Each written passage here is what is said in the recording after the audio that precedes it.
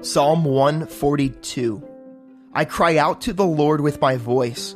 With my voice to the Lord I make my supplication. I pour out my complaint before him. I declare before him my trouble. When my spirit was overwhelmed within me, then you knew my path. In the way in which I walk, they have secretly set a snare for me. Look on my right hand and see, for there is no one who acknowledges me. Refuge has failed me.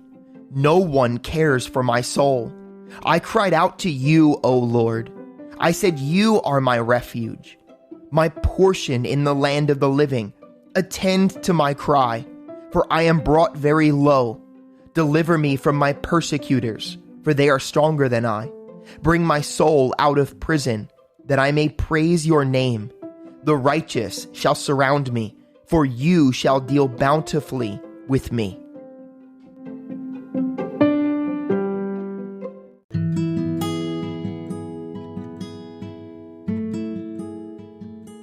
Job 29-31.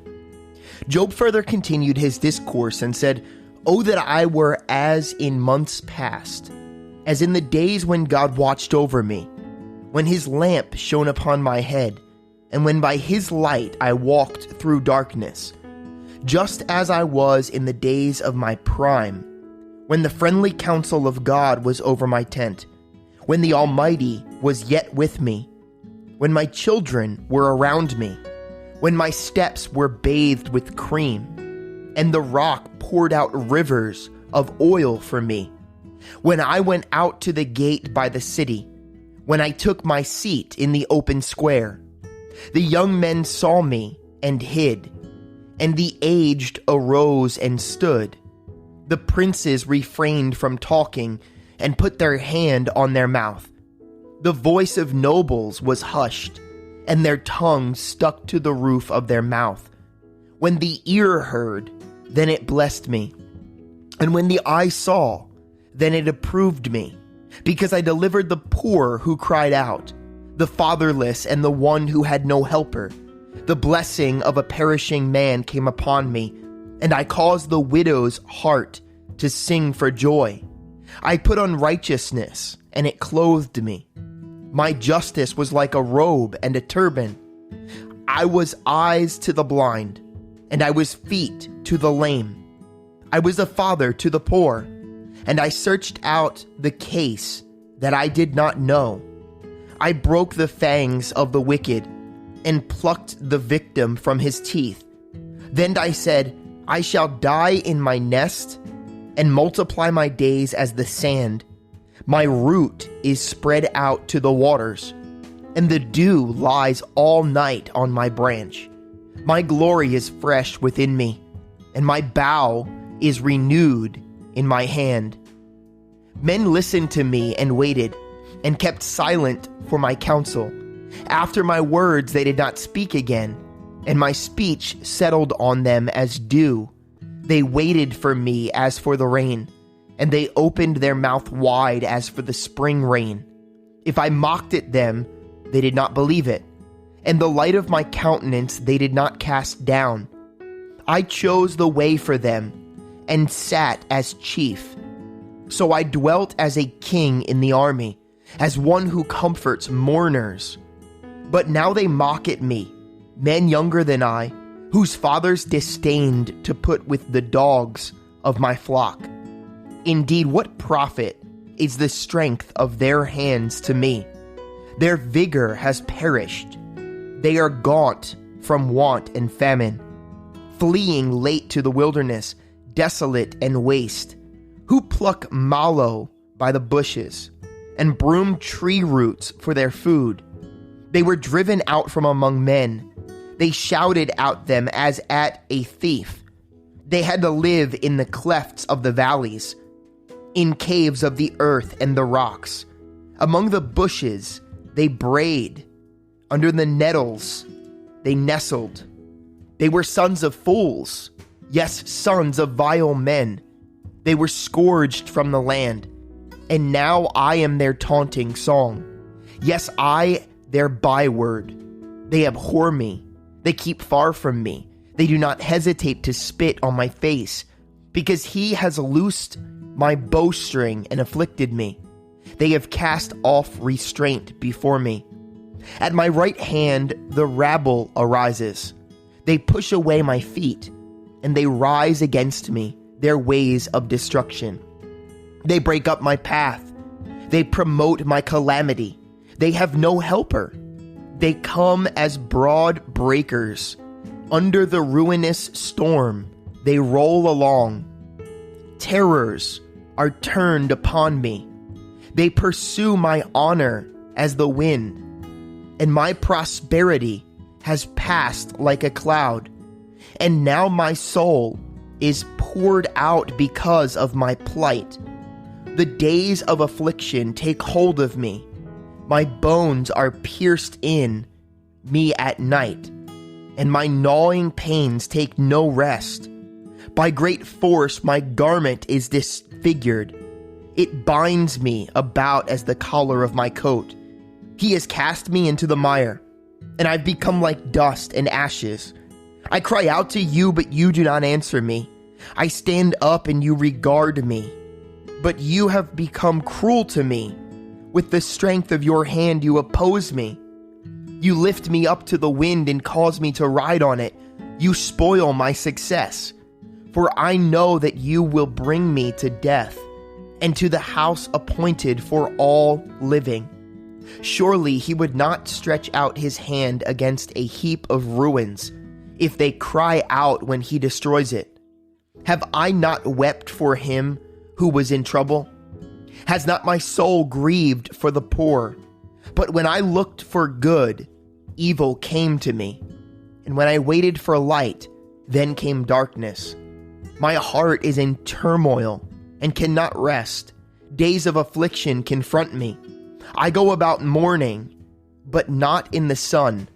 I stand up in the assembly and cry out for help.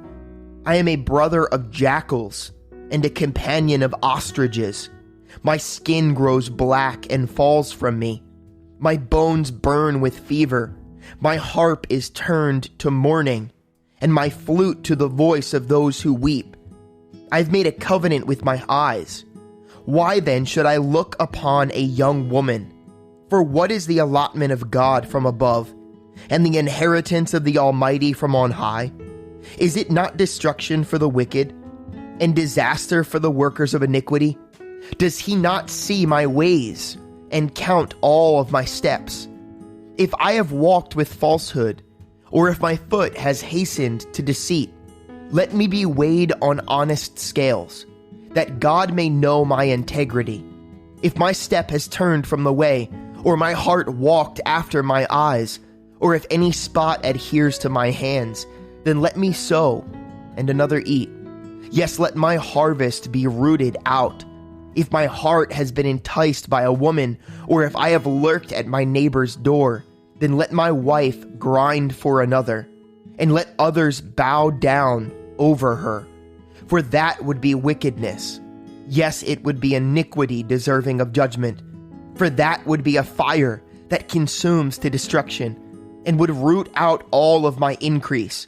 If I have despised the cause of my male or female servant, when they complained against me, what then shall I do when God rises up? When he punishes, how shall I answer him? Did not he who made me in the womb make them? Did not the same one fashion us in the womb? If I have kept the poor from their desire, or caused the eye of the widow to fail, or eaten my morsel by myself, so that the fatherless could not eat of it, but from my youth I reared him as a father, and from my mother's womb I guided the widow.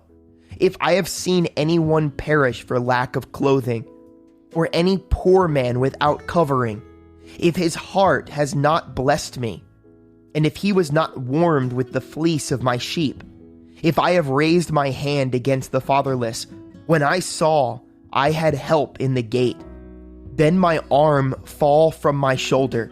Let my arm be torn from the socket, for destruction from God is a terror to me. And because of his magnificence, I cannot endure. If I have made gold my hope, or said to find gold, you are my confidence. If I have rejoiced because my wealth was great, and because my hand had gained much. If I have observed the sun when it shines, or the moon moving in brightness, so that my heart has been secretly enticed, and my mouth has kissed my hand, this also would be an iniquity deserving of judgment, for I would have denied God who is above. If I have rejoiced at the destruction of him who hated me, or lifted myself up when evil found him, indeed I have not allowed my mouth to sin, by asking for a curse on his soul. If the men of my tent have not said, who is there that has not been satisfied with his meat? But no sojourner had to lodge in the street, for I have opened my doors to the traveler. If I have covered my transgressions as Adam, by hiding my iniquity in my bosom, because I feared the great multitude and dreaded the contempt of families, so that I kept silent.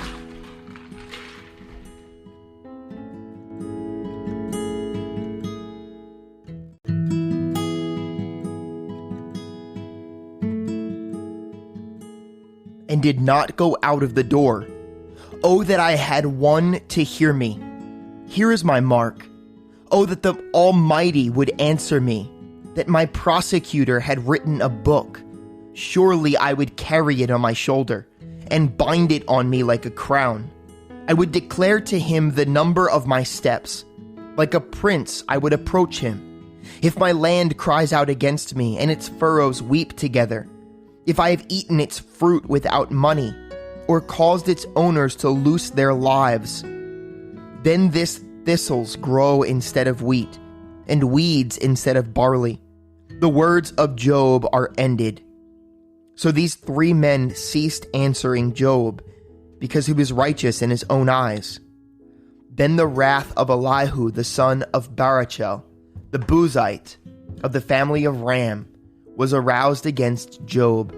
His wrath was aroused because he justified himself rather than God. Also against his three friends, his wrath was aroused because he had found no answer, and yet had condemned Job. Now because they were years older than he, Elihu had waited to speak to Job. When Elihu saw that there was no answer in the mouth of these three men, his wrath was aroused. So Elihu, the son of Barachel, the Buzite, answered and said, I am young in years, and you are very old. Therefore I was afraid, and dared not declare my opinion to you. I said age should speak, and multitude of years should teach wisdom. But there is a spirit in man, and the breath of the Almighty gives him understanding. Great men are not always wise, nor do the aged always understand justice. Therefore I say, listen to me. I also will declare my opinion. Indeed, I waited for your words. I listened to your reasonings, while you searched out what to say. I paid close attention to you, and surely not one of you convinced Job, or answered his words. Lest you say, we have found wisdom. God will vanquish him, not man. Now he has not directed his words against me, so I will not answer him with your words. They are dismayed and answer no more. Words escape them, and I have waited because they did not speak, because they stood still and answered no more. I also will answer my part. I too will declare my opinion, for I am full of words. The spirit within me compels me. Indeed, my belly is like wine that has no vent. It is ready to burst like new wineskins. I will speak, that I may find relief. I must open my lips and answer. Let me not, I pray, show partiality to anyone, nor let me flatter any man. For I do not know how to flatter, else my Maker would soon take me away.